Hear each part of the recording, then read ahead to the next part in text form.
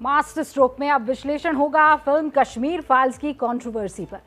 Film का subject Kashmiri पंडितों के पलायन से जुड़ा है और इसे लेकर अब कांग्रेस और बीजेपी में तलवार खिंच गई है। बीजेपी कांग्रेस को पलायन का जिम्मेदार बता रही है, कांग्रेस इसे बीजेपी का प्रोपेगेंडा वॉर बता रही है। इन सब के बीच केरल कांग्रेस ने कुछ ऐसा ट्वीट कर दिया जो कांग्रेस के लिए सेल्फ गोल साबित हुआ है। हालांकि कांग्रेस अब इस पर सफाई जरूर देती फिर रही है, लेकिन विवाद पर विराम लग नहीं रहा है। पहले आप विवाद पर मास्टर स्ट्रोक की रिपोर्ट देखिए, फिर हम विवाद की पड़ताल करेंगे। ये फिल्म नहीं है मेरे लिए, ये वो ख्वाब है जो जिंदगी में इतने सालों से भरा नहीं और शायद भरेगा भी नहीं। I've heard it's very successful. So, you know, my congratulations to the team. I've not seen this. Thackeray सरकार में यदि नाखून के इतना भी अगर हिंदुत्व बचा है तो वह तात्काल रूप में इस फिल्म को टैक्स फ्री करे। See, this is a part of the BJP's bigger propaganda.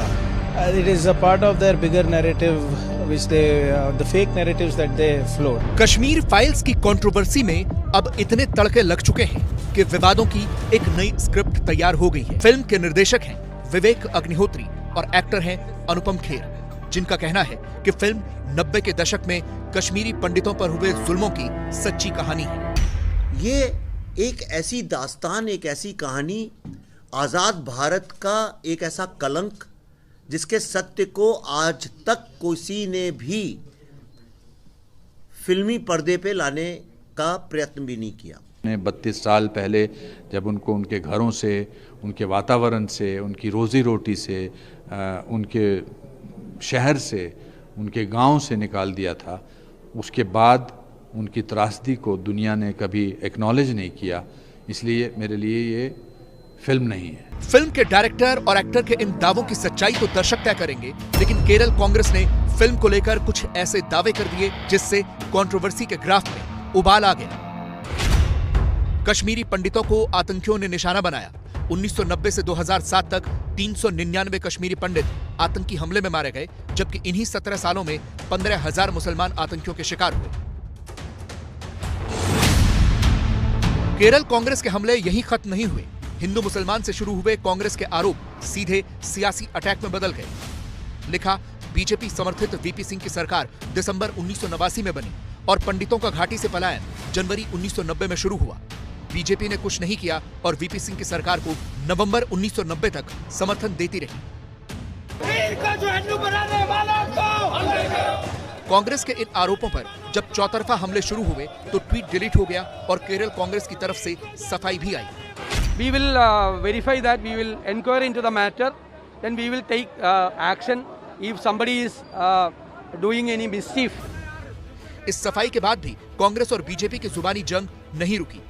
Congress film को बीजेपी का प्रोपेगेंडा बता रही है तो बीजेपी इसे कांग्रेस का छिपाया हुआ काला सच बता रही है। इतिहास के पन्नों पर यह पूरी तरह से स्पष्टता से आया हुआ है कि अतीत में किस प्रकार से हिंदुओं पर अत्याचार कश्मीर में हुए, उन्हें पीड़ित प्रताड़ित करते हुए क्रूरता बर्बरता से उन्हें मारा गया। ये सारा इतिहास इस फिल्म के द्वारा देश के सामने, दुनिया के सामने आया है। It is a part of their bigger narrative, which the fake narratives that they float. Kashmiri पंडितों के पलायन के मुद्दे को हवा दे दी है। बीजेपी इस पलायन का दाग कांग्रेस पर लगाने की कोशिश में है तो कांग्रेस इसका ठप्पा बीजेपी पर लगाने की कोशिश कर रही है। कश्मीर फाइल्स को लेकर, कश्मीरी पंडितों के पलायन को लेकर कांग्रेस और बीजेपी में जो जंग छिड़ी है, पहले इनके आरोप प्रत्यारोप आप समझ लीजिए। बीजेपी कह रही है कि कांग्रेस की नीतियां पलायन के लिए जिम्मेदार थी। कांग्रेस की दलील है कि उस वक्त केंद्र में बीजेपी समर्थित सरकार थी। बीजेपी का आरोप है कि कांग्रेस की वोट बैंक पॉलिटिक्स पलायन की जिम्मेदार है। कांग्रेस का कहना है कि बीजेपी और आरएसएस से जुड़े रहे जगमोहन, जो उस वक्त राज्य के गवर्नर थे, उनके निर्देश पर पलायन हुआ है। इन आरोपों प्रत्यारोपों की पड़ताल करने के लिए पहले हमें कश्मीरी पंडितों के पलायन के इतिहास पर नजर डालनी होगी। तारीख नोट कीजिए, 19 जनवरी 1990। इसी दिन कश्मीरी पंडितों को घाटी छोड़ने का फरमान जारी हुआ।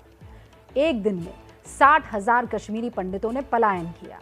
अगले 11 महीनों में 3.5 लाख कश्मीरी पंडितों ने घाटी छोड़ी और 1990 के अंत तक 95% कश्मीरी पंडित घाटी छोड़ चुके थे। अब कांग्रेस इसके लिए उस वक्त की गवर्नर जगमोहन को कटघरे में खड़ा करती है। बीजेपी के पास अपनी दलील है और ये पेच तारीखों में उलझा है। कश्मीरी पंडितों को घाटी छोड़ने का फरमान 19 जनवरी 1990 को जारी हुआ था और जम्मू कश्मीर के गवर्नर पद पर जगमोहन की नियुक्ति भी 19 जनवरी 1990 को ही हुई थी। पलायन का जिम्मेदार कौन, इसे लेकर कांग्रेस और बीजेपी में तो तलवार खिंची है। इस वक्त फिल्म को टैक्स फ्री करने पर भी सियासी घमासान हो रहा है।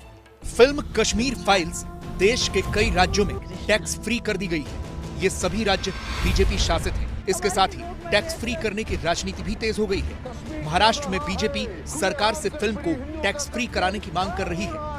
ठाकरे सरकार में यदि नाखून के इतना भी अगर हिंदुत्व बचा है तो वह तात्काल रूप में इस फिल्म को टैक्स फ्री करे, वरना महाराष्ट्र का हिंदू भाई सड़कों पर उतरेगा। हालांकि शिवसेना ने इसके जवाब में कहा है कि निर्माताओं को फिल्म की फ्री स्ट्रीमिंग कर देनी चाहिए।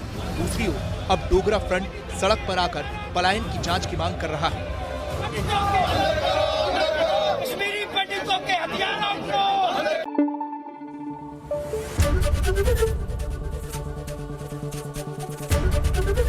एबीपी न्यूज आपको रखे आगे।